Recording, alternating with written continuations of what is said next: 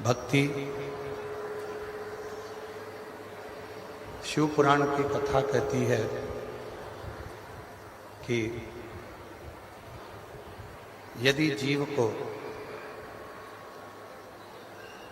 मुक्ति चाहिए तो उसका सबसे पहला एक लक्ष्य राम जी के चरणों में भक्ति करे, भगवान कृष्ण की भक्ति करे,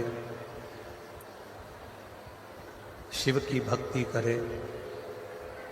चाहे इस संसार सागर में जिन माता पिता ने जन्म दिया है, जिन माता पिता ने हमको भेजा है, एक जनी आकर सुनो तो सही यहाँ आवाज को।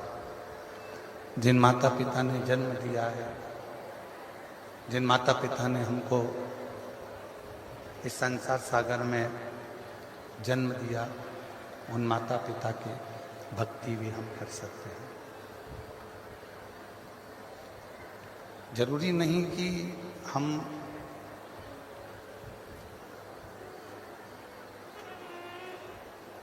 राम को भजेंगे तो ही मुक्ति मिलेगी, कृष्ण को भजेंगे तो ही मुक्ति मिलेगी, शिव को भजेंगे तो ही मुक्ति मिलेगी। शिव महापुराण की कथा तो ये तक कहती है कि आप यदि अपने माता पिता के चरणों की भी सेवा कर रहे हो, माता पिता के चरणों की सेवा में भी लगे हुए हो, माता पिता के चरणों की सेवा में भी अगर तत्पर हो, तो भी निश्चित है कि मुक्ति मिलना है। जैसे पौंडलिक की कथा थी, पौंडलिक ने करा था। रुपेश, इसमें आवाज तो आई नहीं रही है।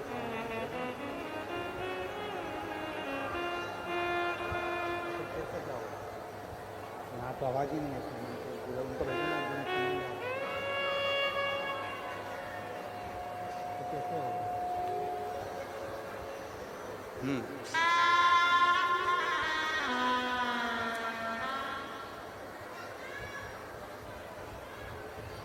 पौंडलिक की कथा कहती है, पौंडलिक की कथा वर्णन करती है कि पौंडलिक ने कहीं पर भी जाकर कोई तप नहीं करा, पौंडलिक ने कहीं जाकर कोई साधना नहीं करी, पौंडलिक ने कहीं जाकर कोई डेरा नहीं बनाया। पौंडलिक ने तो केवल एक कार्य करा और वो अपने माता पिता की सेवा करे। और माता पिता की सेवा का, माता पिता की सेवा का जो फल पौंडलिक को मिला, वो स्वयं पंढरपुर में हरिविठ्ठल आकर विराजमान हो जाते हैं, जो पौंडलिक के सम्मुख में आते हैं।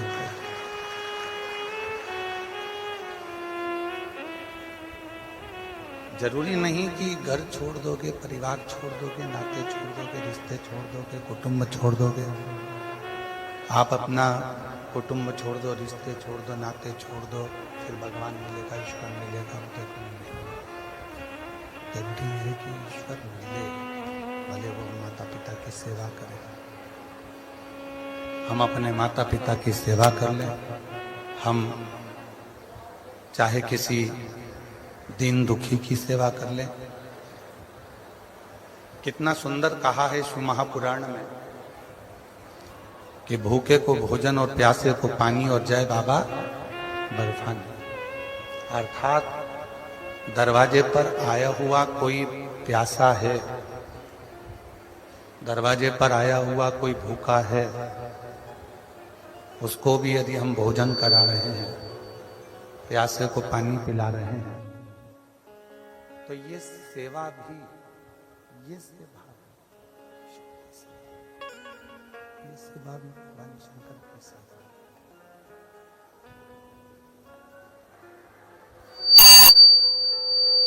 ये सेवा भी भगवान शिव की ही सेवा। ये सेवा भी भगवान शंकर की ही सेवा। किसी को एक बड़ा सुंदर एक प्रसंग चंचुला देवी ने पूछा, मुझे मेरे पति की चिंता है। चंचुला देवी बोल रही, तो तुमरुका जी ने पूछा कि तुम्हें तुम्हारे पति की क्या चिंता है? तो कहा कि मेरा पति प्रेत योनि में पड़ा हुआ और मेरा पति प्रेत योनि में पड़ा है और वो प्रेत योनि से बाहर नहीं निकल, तो उसकी चिंता तो मुझे है। जो प्रेत योनि में पड़ा हुआ है, प्रेत योनि से बाहर नहीं निकल रहा है, उसकी चिंता तो मुझे व्यापेगी। तो तुमरुका जी ने कहा कि यदि तुम्हें चिंता है कि तुम्हारा पति प्रेत योनि में है, तो तुम क्या कर सकते हो उसके? तुम उसके लिए करोगे क्या? क्या कर सकते हो? तो चंचुला देवी ने कहा कि मैंने सुना है, पार्वती माता ने मुझसे कहा है, पार्वती जी ने मुझसे कहा है, माँ जगत जननी जगदम्बा पार्वती जी मुझसे बोली हैं कि आप यदि शिव महापुराण की कथा करवाती हो और उस कथा को यदि तुम्हारा पति श्रवण करता है तो निश्चित है कि वो प्रेत योनि से छूट जाए, प्रेत योनि से मुक्त हो जाए। चंचुला देवी कहती है कि मुझे चिंता व्याप रही, मेरा पति प्रेत योनि में है, उस प्रेत योनि से मुक्त करने की मुझे चिंता व्याप। संसार सागर में ऐसे ना जाने कितने हैं जो केवल एक चिंता के घेरे में घिरे हुए हैं। पर शिव महापुराण की कथा कहती है, भगवान शंकर का चरित्र कहता है, शिव तत्व कहता है, शिव पुराण कहती है कि चिंता को छोड़कर तुम्हारे बस में जितना है कम से कम उतना तो करो। जब तुम्हारे बस में जितना होगा उतना भी तुम करोगे तो तुम्हारी चिंता धीरे धीरे मिटना प्रारंभ हो जाएगी और शिव की कृपा। आज व्यक्ति के बस में जितना है वो उतना भी नहीं करना चाहता। कई लोग ऐसे भी हैं संसार सागर में जो ये विचार करते रहते हैं कि जो करेगा वो ईश्वर करेगा, मुझे कुछ करना ही नहीं।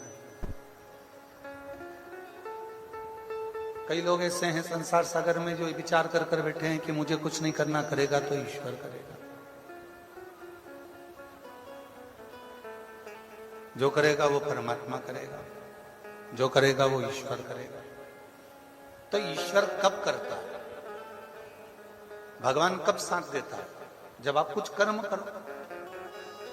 और आप यदि कोई कर्म करोगे ही नहीं, कोई कर्म करना ही पसंद नहीं करोगे, तो ईश्वर कैसे साथ देगा? तेरे मंदिर में आना मेरा काम है और मेरी बिगड़ी बनाना तेरा। अभी इन लाइन में आप खुद भी बोलकर देखिए, आप बोलो उसको, तेरे मंदिर में आना मेरा काम है और मेरी बिगड़ी बनाना तेरा काम है। मतलब बिगड़ी कब बनाएगा? तेरे मंदिर में जब मैं आऊंगा। मतलब मैंने प्रयास करा तेरे मंदिर में आने का, मैंने प्रयास करा तेरी कथा को श्रवण करने का, मैंने प्रयास करा तेरे मंदिर में जाकर एक लोटा जल चढ़ाने का, मैंने प्रयास करा तेरे शरणागति ग्रहण करने का, मैंने प्रयास करा श्री शिवाय नमस्तुभ्यम बोलने का, मैंने प्रयास करा भगवान की भक्ति करने का। जब अपन प्रयास करेंगे तो ये निश्चित है कि भगवान देव अधिदेव महादेव करुणा जरूर करेंगे, ये निश्चित है। प्रयास ही ना करें, हम प्रयास करते ही नहीं, हम सोचे कि जो कुछ करेगा सब ईश्वर करेगा, जो कुछ करेगा सब ईश्वर करेगा, जो कुछ करेगा सब ईश्वर करेगा, जब इसी चीज में उलझे हो जाए तो जीवन का कोई सुख हम मिल नहीं सकता। तेरे मंदिर में आना मेरा काम है और मेरी बिगड़ी बनाना तेरा।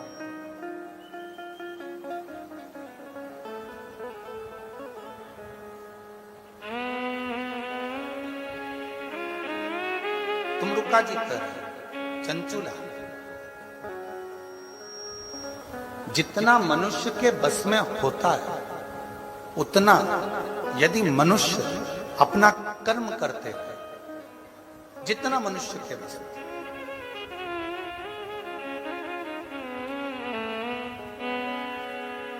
तो मानव अपने लक्ष्य तक पहुंच जरूर है। एक सुंदर प्रसंग आता है,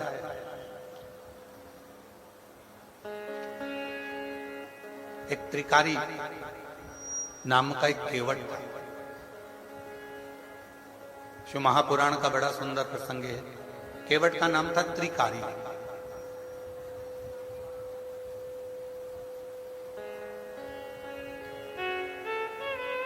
एक नदी के तट पर रहता था। छोटा सा झोपड़ा उसने नदी के तट पर बना दिया और वहीं पर उसका विश्राम। कोई पथिक आता, आवाज लगाता, केवट भैया हमको पार कर दो, वो पार कर दो। पर उसका एक नियम बड़ा प्रबल था।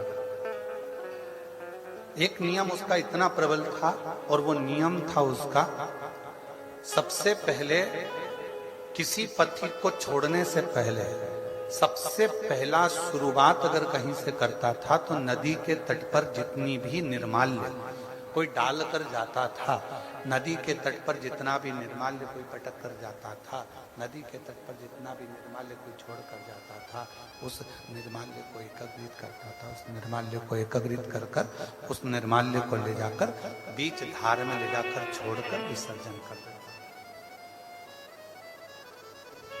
4 किलोमीटर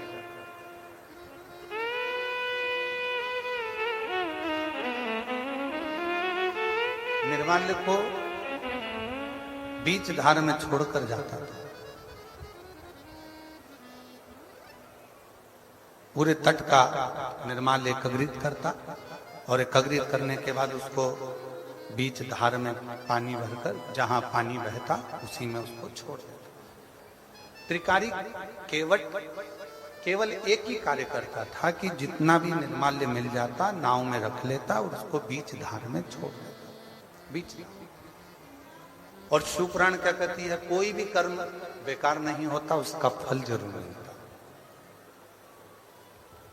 संसार सागर में जन्म लेने वाला मनुष्य जो करता है उसका फल 100 गुना मिलता जरूर है।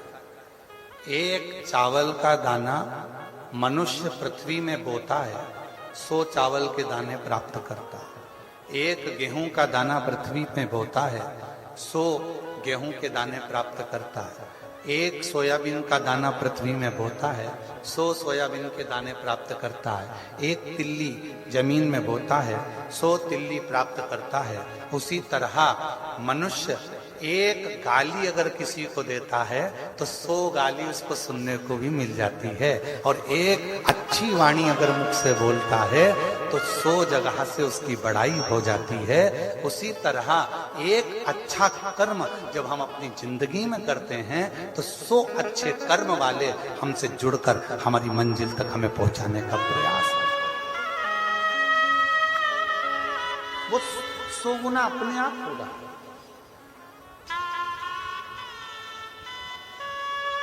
उसको करा नहीं जा रहा, वो अपने आप ही हो रहा।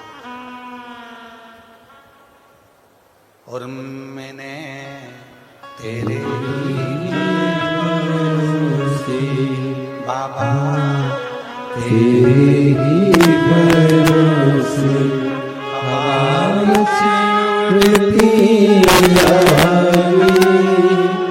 बाबा डोर है तो छठी नाम कटी जावागी। भोले मैं तेरी पतन मैं तेरी पतन आवाज उड़ती जावागी। बाबा डोर है तो छठी नाम कटी जावागी। एक कर्म अच्छा करिए, 100 कर्म अपने आप अच्छे होने लगेंगे। एक काम अच्छा करिए, सो काम अच्छा।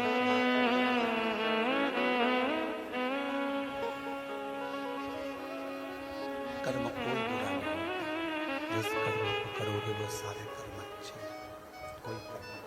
आवाज तो बढ़ा दो, आवाज नहीं आ रही है, पब्लिक भी परेशान हो रही है। एक कर्म अच्छा करोगे तो कर्म अपने आप अच्छे होंगे। कर्म श्रेष्ठ करो और मत बुरे कर्म कर बंदे, वरना पछताएगा।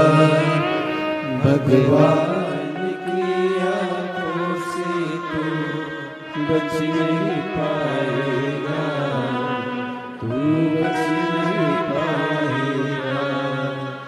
अरे ओ अज्ञानी मत करना दानी, अरे ओ अज्ञानी मत करना दानी। तेरे कर्म का फल भी तू ही पाएगा, जैसा किया तूने तेरे आगे आएगा। मत बुरे कर्म कर बंदे, वरना पछताएगा। भगवान की आंखों से तू बच नहीं पाएगा, तू बच नहीं पाएगा। अरे ओ अज्ञानी मत करना दानी। भगवान शंकर का चरित्र कह रहा है, शिव महापुराण की कथा कह रहा है, शिव तत्व कह रहा है। त्रिकाली घाट पर पड़े हुए सारे निर्माल्य को एकत्रित करता है और उस एकत्रित करे हुए निर्माल्य को नदी की बीच धार में, जहां पानी बहुत तेज मात्रा में बह रहा हो, वहां ले जाकर छोड़ देता है। कोई भी कर्म आप अपनी जिंदगी में जितने कर्म कर रहे हो, कर्म यदि आपका श्रेष्ठ है तो उसका फल भी श्रेष्ठ ही हो। जो कर्म कर रहे हो उसका फल आपको श्रेष्ठ ही मिलना, अच्छा ही मिलना।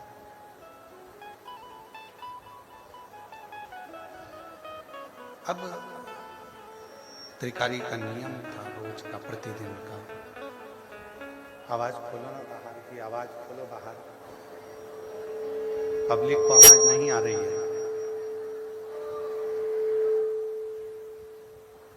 त्रिकाली का जो नियम था, उस नियम से भगवान शिव बड़े प्रसन्न हैं, भगवान शंकर बड़े प्रसन्न।